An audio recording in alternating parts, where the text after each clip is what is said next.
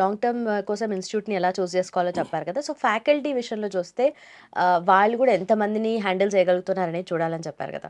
And ఆ ఫ్యాకల్టీని అసలు ఆన్ వాట్ బేసిస్ పిక్ చేసుకోవాలి వాళ్ళు?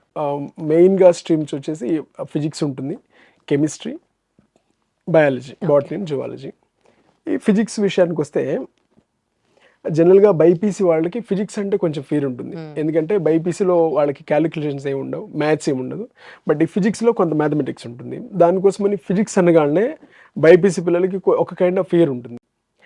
మెయిన్ అక్కడ ఉన్న ఫ్యాకల్టీ బేసిక్ జాబ్ ఏంటంటే వాళ్ళకి ఆ ఫియర్ తీసేయాలి. ఫిజిక్స్ అంటే భయం పోగొట్టాలి. ఫస్ట్ వాళ్ళు ఎంత చేస్తున్న దానికంటే కూడా నేను ఫిజిక్స్ని హ్యాపీగా అటెంప్ట్ చేయగలను, వాళ్ళకి ఆ కాన్ఫిడెన్స్ ఇచ్చేస్తే ఫస్ట్ స్టూడెంట్ని ఆ లెవెల్కి తీసుకురాగలిగితే అక్కడ నుంచి స్టూడెంట్ తీసుకెళ్ళాడు. ఫస్ట్ ఏంటంటే వాళ్ళు దాన్ని అసలు టచ్ చేయడానికే భయపడతారు, దాన్ని అటెంప్ట్ చేయడానికే భయం స్టేజ్ నుంచి వాళ్ళకి ఆ మోరల్ సపోర్ట్ ఇవ్వగలగాలి, వాళ్ళకి ఆ ఎంకరేజ్మెంట్ అలాంటిది ఇచ్చే టీచర్ ఉండాలి.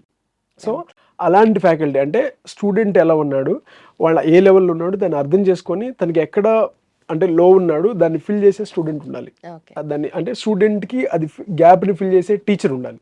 అది మెయిన్ ఫ్యాక్టర్.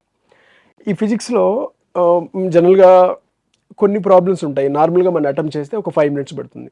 దానికి ఒక ప్రాపర్ లాజిక్, ప్రాపర్ ట్రిక్ వాడామంటే ఆ 5 మినిట్స్ ఉండే ప్రాబ్లమ్ని 1 మినిట్లో చేసేయచ్చు, 30 సెకండ్లో చేసేయచ్చు. ఇలాంటి టిప్స్ అండ్ ట్రిక్స్ చెప్పగలిగే వాళ్ళు ఉండాలి.